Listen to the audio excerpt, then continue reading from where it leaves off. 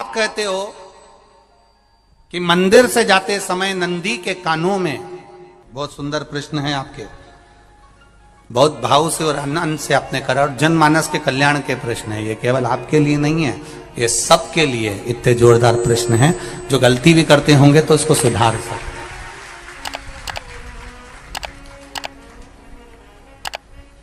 आपने कहा कि नंदी के कानों में कहना चाहिए, लोग हंसते हैं, कहते हैं बताओ वो नंदी के कानों में भगवान को कहना चाहिए।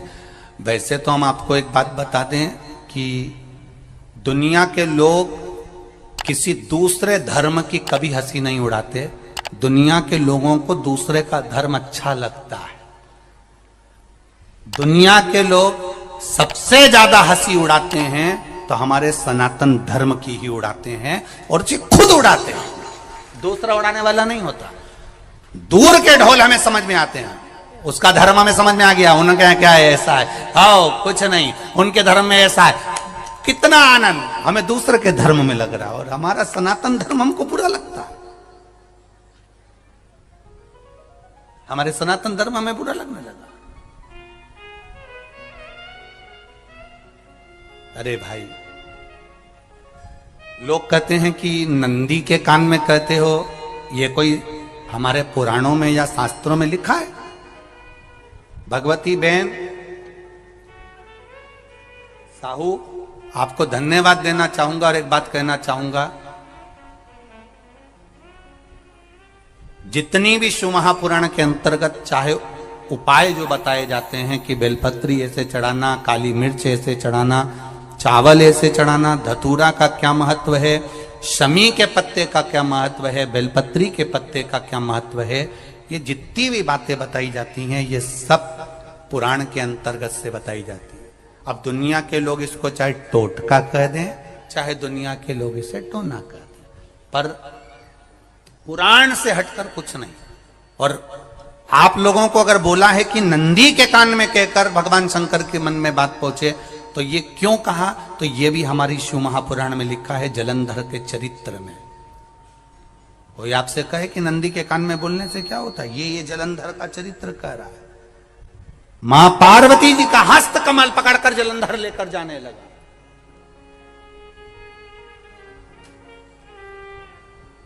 वृंदा का पति लेकर जा रहा।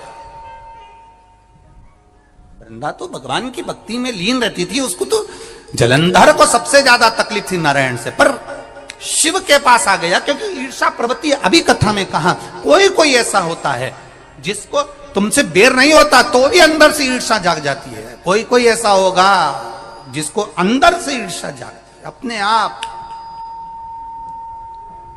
आप अंदर से ईर्षा जागती है, उसका कोई बेर नहीं, पर ईर्षा जाग रही, भीतर से ईर्षा जाग। ना आप उससे मिले हो, ना कभी वो आप उसके सामने बैठे हो। कई लोग किसी ना किसी की बुराई करते हैं तो हम लोग पूछ भी लेते हैं, क्यों साहब उनसे मिलकर आए हो क्या तुम? कभी नहीं मिल किया है, कभी उनका सामना हुआ नहीं हुआ, तो फिर बुराई क्यों कर रहा? एक ने कर दी थी इसलिए हमारे ध्यान में था तो हमने भी कर दी। लो, वो कुआं में डूब के मरेगा तो तू भी मरेगा का? नहीं। नंदी सामने बैठा है, गणेश जी को मालूम पड़ गया, कार्तिकेय को मालूम पड़ गया, मां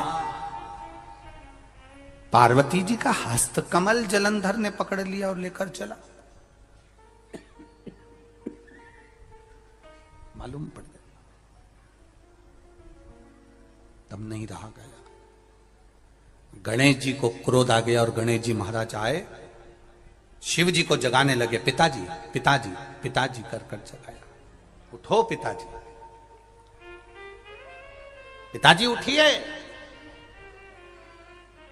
पिताजी जागिए, पिता को जगा रहे हैं। भगवान शंकर नहीं उठे, तप में लीन थे। क्या करें हम? जलंधर के पास में इतना बल है, इतना बल है, और पिता की आज्ञा नहीं होगी तो हम कैसे मार देंगे इसको? मारने को तब मार दें। मां ने आज्ञा करी थी कि जलंधर उसको तारकासुर को मार दो, तो कार्तिकेय ने तारकासुर को मार दिया। शिव जी की आज्ञा नहीं तो हम इसको कैसे मारें? क्या करें? सब कुछ गणेश जी ने देख लिया, शंकर जी के ऊपर बहुत बहुत बहुत बहुत प्रार्थना कर कर देख ली, पर शंकर जी नहीं जागे। तब आखिरी में विनायक ने, गणेश ने, जितने लोग आस्था चैनल पर कथा सुन रहे हैं, जितने लोग फेसबुक यूट्यूब पर कथा सुन रहे हैं, इस बात को याद रखना कि नंदी के कान में कहने से क्या होता है वो ये इस कथा से सीख लेना। आखिरी में गणेश जी को लगा किसको कहूं, शंकर जी भी तप में हैं, नंदी भी तप में है, मैं किसको कहूं? शिव जी को कह के कर थक गया, पिताजी को बोल बोल कर थक गया, पिताजी जागते नहीं। अब मैं किसको कहूं ये बात, किससे कहूं?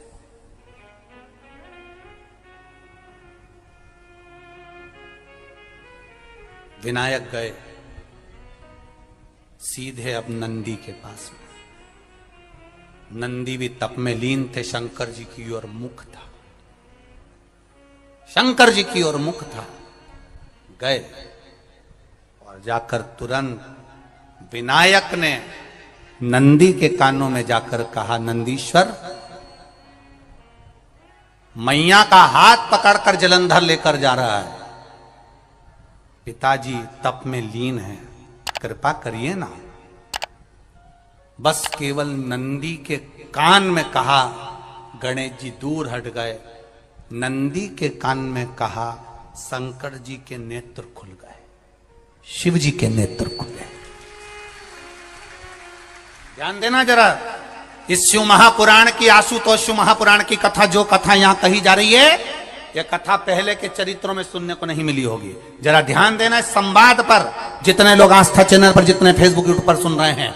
सनातन धर्म की हंसी उड़ाने वाले कह देते हैं नंदी के कान में कहने से क्या होता है, नंदी के सामने जाकर बोलने से क्या होता है, नंदी के पास बैठकर बोलने से क्या होता है, नंदी के पास बैठकर शंकर जी का मात्र दीदार करने से क्या होता है, दर्शन करने से क्या होता है। वो अच्छे से समझ लेना, जो लोग सनातन धर्म पर उंगलियां उठाते हैं वो अच्छे से समझ ले इस बात को।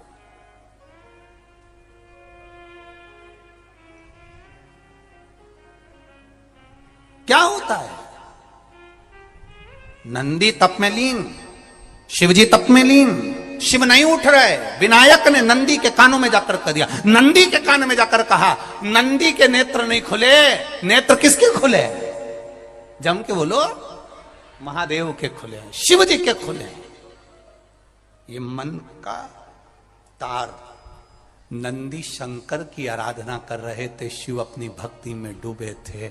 यहां कहा, यहां पहुंचा, जो दिल में था उस तक बात पहुंच गई। नंदी के दिल में शिव थे, तुम कहे, नंदी ने शंकर तक बात पहुंचा दी। वो सूत्र जो बंधा था दिल से दिल तक का, वो पहुंच गया। वो सूत्र जो दिल से दिल तक बंधा हुआ था, मन से बंधा हुआ था, खबर वहां तक पहुंच गई, खबर पहुंच गई। उसको जानो, लुटाइए, ये मौका मिला है आनंद का, दिल से प्रेम लुटाओ। नंदी से कहा, नंदी ने देवादिदेव महादेव से नहीं कहा। केवल नंदी आंख बंद कर कर बैठे थे, कहते सही भगवान गणेश के शब्द शिव जी तक पहुंच गए। शिव जी के नेत्र खुल गए और उन्होंने जलंधर के पास पहुंचकर पार्वती जी का हस्त कमल छुड़वाया।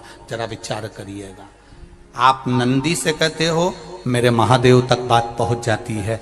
आपको केवल नंदी से प्रेम से कहना है, नंदीश्वर मेरे बाबा, ए मेरे बाबा, आप रोज शिव जी को लेकर भ्रमण पर निकलते हो, मुझे बहुत दुख है, आप मेरे दुख को मिटाने के लिए मेरे दरवाजे पर क्यों नहीं आते?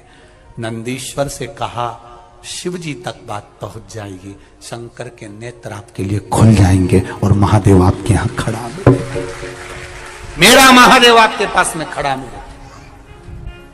आशुतोष शिव महापुराण की कथा कहती है, लोग कहते हैं नंदी को कहने से क्या होता है, ये शिव तत्व की कथा आशुतोष शिव महापुराण कह रही है। कहा वहां तक पहुंचा, दिल से दिल का कंठ। जो भगवान नंदी के कानों में कुछ कहकर आते हैं, बोले हो कभी?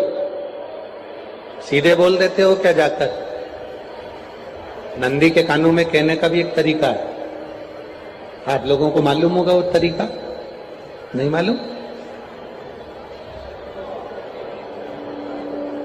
बेलपत्री की जो डंडी रहती है ना, बीच का जो भाग है, ध्यान दिए ना जरा सा, ये बीच की जो डंडी है, फिर से देखिए, बेलपत्री के 2 पत्ते और उसके पास में जो बीच की जो डंडी का भाग है, दिख रहा है आप लोगों को?